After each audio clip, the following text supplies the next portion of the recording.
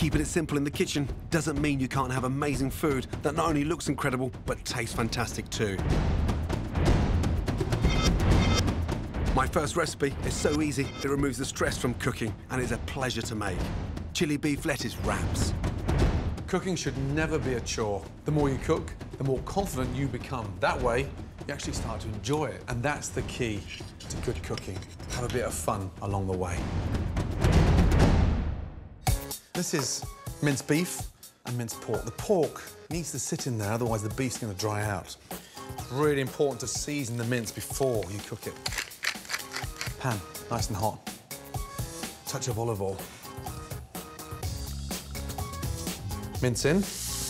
Breaking it up like that really helps to sort of separate it so you can fry it off with a lot of colour. With your spoon, just go through. And start breaking that up. The most important thing to remember is mince is made up of cheap cuts, brisket, belly, and short rib. So it needs help. And frying off the mince for colour is so important. If this pan wasn't hot, your mince is going to boil.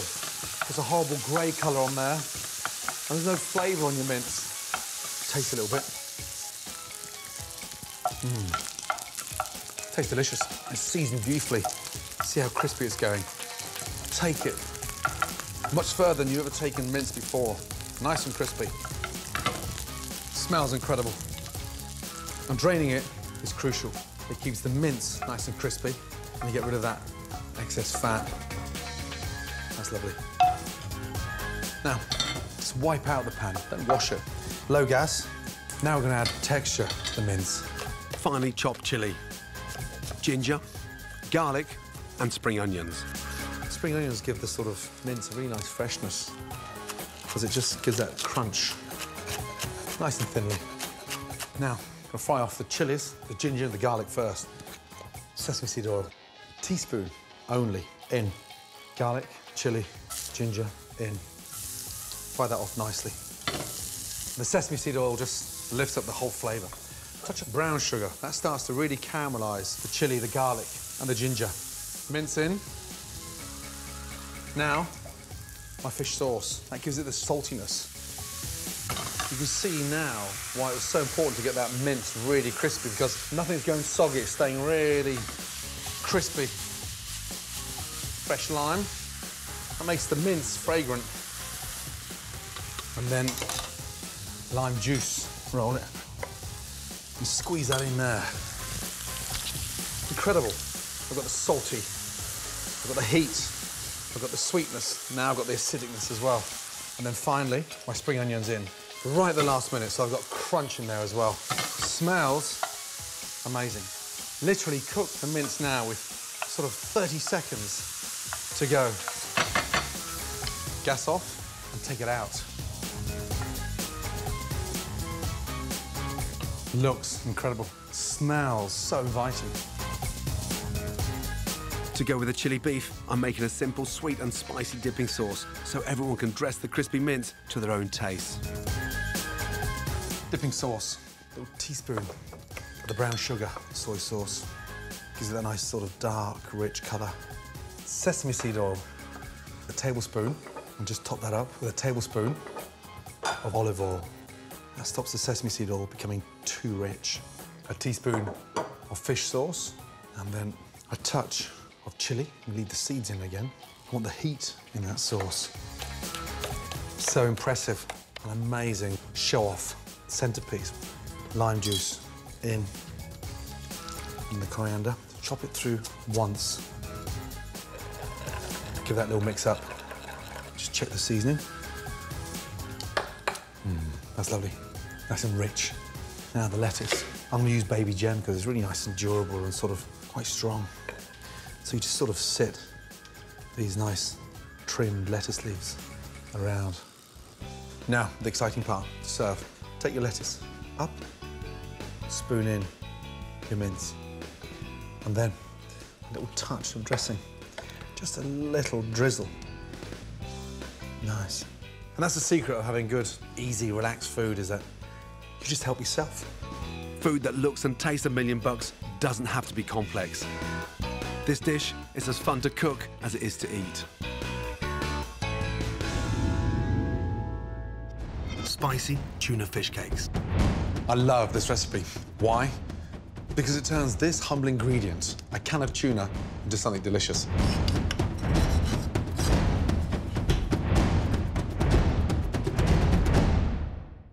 Just open up and drain the tuna into a sieve. Just slightly flake that. Don't press it too hard, otherwise you'll dry out the tuna. Now, these are water chestnuts. Just slice them nice and thin. You can buy them anywhere, any supermarket. Chestnuts in. Fresh ginger. Get rid of that rough skin on the outside. By grating the ginger, you get all that really nice sort of juice in. Take your spring onions and just slice on an angle. I like the texture of the water chestnut with a spring onion. A touch of fresh coriander. Lovely. Next, remove the seeds from a chili to reduce its heat without losing any flavour, and finely chop. Chilies in. Kaffir lime leaves. Roll them up, nice and tight. Run your knife down the centre once and just chop. And that makes the fish cake nice and fragrant. Touch of salt, touch of pepper. Fish sauce. Just lightly season the tuna to bind all those wonderful ingredients. 2 whole eggs. And give that a nice little whisk. And then add your eggs. Get your hands in there and start mixing. Get the mixture, roll it from hand to hand into the palm, pat them down nicely. To cook, add a little groundnut oil to a hot pan. Like the face of a clock, we're going to go from 12 all the way round. First one in. These fish cakes only take a few minutes to cook, so keeping track of the order they go in the pan means you know which one to turn first. Give the pan a nice, gentle little shake.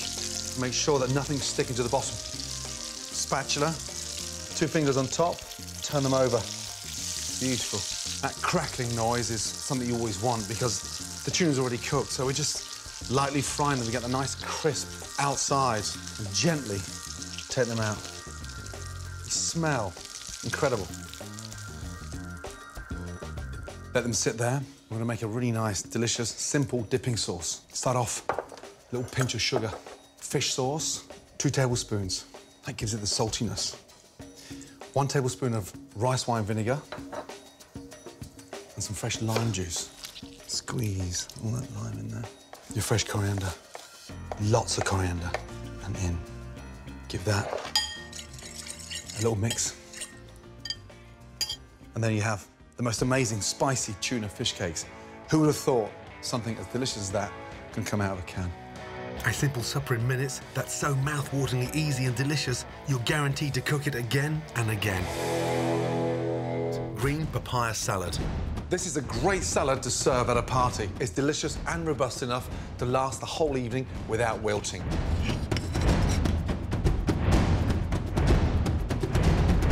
First off, these are a little dried shrimp. You can buy them anywhere. They smell almost sort of the seabed, into the pestle mortar. For this salad, inspired by my travels across Thailand, I'm starting by making a wonderfully spicy paste. A little salt in there. In. Just break them up. This paste is like a staple ingredient in Thailand. That's what we're looking for. Almost, it's like a powder. Right, next, just 1 clove of garlic. Slice up the garlic and get that into the pestle mortar. Bird's eye chili, incredibly hot, powerful, but wow, it does give an amazing kick to the paste. In to the mix. Now, a couple of tablespoons of brown caster sugar. That softens the blow with the chili. And then, just to get that nice sour taste, a little bit of hot water into this tamarind paste. It's a really tart but sweet paste. 1 tablespoon in. Fish sauce. Now, it's got that almost sort of pickly smell, slightly salty, but the flavour is intense. 2 tablespoons in. Bring that together and give it a really good mix. Some lime juice in half. Another touch of sort of tartness. So the paste is nice and thick and fragrant, but it's got the heat, the sourness, the tartness. Incredible. Green papaya. Stand it up and give it a little peel. You can find green papaya in local Asian shops and bigger supermarkets. And as it doesn't wilt like more delicate veg, it's perfect for robust salads like this. I'm gonna grate it. And look, that's what I want. These thin slithers. Next, a nice, rich, sweet banana shallot. Nice. Some carrot. Carrot gives it another texture. Now, lift all that and mix it. Finish that off with Thai basil and fresh coriander. Thai basil is a much more fragrant basil. It's stronger and it's slightly thicker as well. Like papaya and tamarind paste, you can get Thai basil in good supermarkets and independent Asian stores, but normal basil works well too. Next, prepare the crunchy topping. Pan on and toast some peanuts. Chop the nuts, that gives a really nice crunch. In they go. Roll them around the pan. Gas off and just tip them out. Now for the exciting part. We're going to dress the salad. Nice spoon of dressing in to the papaya. Mix that in. And then finally, a nice general sprinkling of roasted nuts. And that is one delicious, very fragrant, very robust green papaya salad. So easy to make and guaranteed not to go limp. A perfect party salad. And with such incredible colours, textures and bold, exciting flavours, it's sure to grab your guests' attention. For me, the secret of a great brunch is fun and casual. Fuss-free cooking and everyone helping themselves. This is the ultimate steak sandwich. You want the Rolls-Royce of beef. It has to be fillet. Now, season it beautifully. I like to open up the top of the pepper mill to increase the size of the pepper in the steak, so it gives that bit of heat. Nice little chunks. You just roll now, nicely, all the way around. Now, slice the garlic in half. Pan nice and hot. Olive oil in. Hold the steak and just place it into the pan. Don't drop it. At the front of the pan. We're going to tilt the pan forward to cook the back of the steak, dual purpose. Now, roll it back and sear underneath. Next, my garlic. And roast that garlic. Thyme, fry that thyme. I want to hear it. We're not looking for a lot of colour because you're going to dry out the fillet. So, just one end, turn it back down, and sear the other end in. Lift up your thyme, place it on top of the garlic. There. Lift up your fillet and sit that on top of your garlic. Butter in. Take a spoon, tilt the pan gently, lift up and baste. I've got that scented garlic, thyme flavour. The steak's going to cook evenly because it's sat on a little bed in the oven for 8 to 10 minutes. Pan on. For the relish, you think of a steak sandwich, you think of a sort of nice heated tomato relish. To make the relish, finely dice a red onion. 3-finger rule. 1 in front, 2 behind. Through and chop. Wow. Next, roughly chop a chilli, keeping the seeds in for extra heat. Start off with the olive oil into a pan. onions, chili. Generous with the olive oil. I want a nice sort of rich, silky relish. From there, take your tomatoes. You can just use red tomatoes, but these yellow and red make the perfect combination.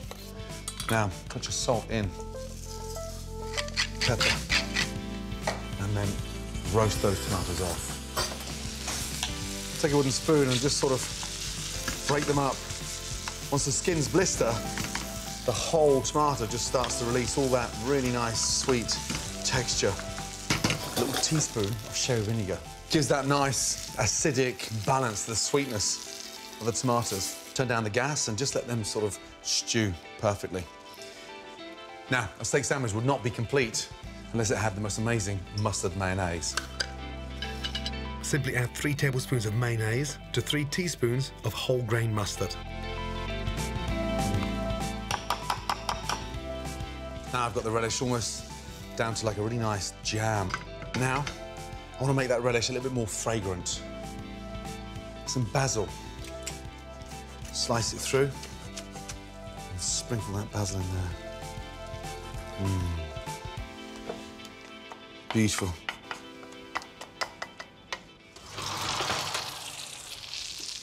Look at this. There she is. My crown jewels. Time to take it out. Smell is incredible. And just baste one more time. Fill it. Touch, it's quite soft in the centre, so it's just coming up to mid-rare. Let it rest at the same time you cooked it. It'll be nice and pink evenly throughout the steak. To make my sandwich, I'm going to char grill some sliced ciabatta bread. Season it nicely. Just a little drizzle of olive oil. I want to get that bread nice and crispy. Pan, nice and hot. Bread in, push it down. Smell is amazing, that sort of charcoal flavour. Once you've got those marks on the bread, it just stops the bread from becoming soggy. And look at this here. It is stunning. On. Slice it gently. One beautiful slice. Wow. It's nice and pink all the way through. And the beef is so soft. It's almost like slicing through butter. Let the knife do the work. Take a little bit of mayonnaise, spread that with the back of the spoon on both sides. Next, lettuce. Take that beautiful slice of beef. Oh, and then relish on top of that beef. And just slice the sandwich in half. Beautiful. Now that's what I call a steak sandwich. Trust me, serve this sublime sandwich for brunch and you'll put a smile on everyone's face.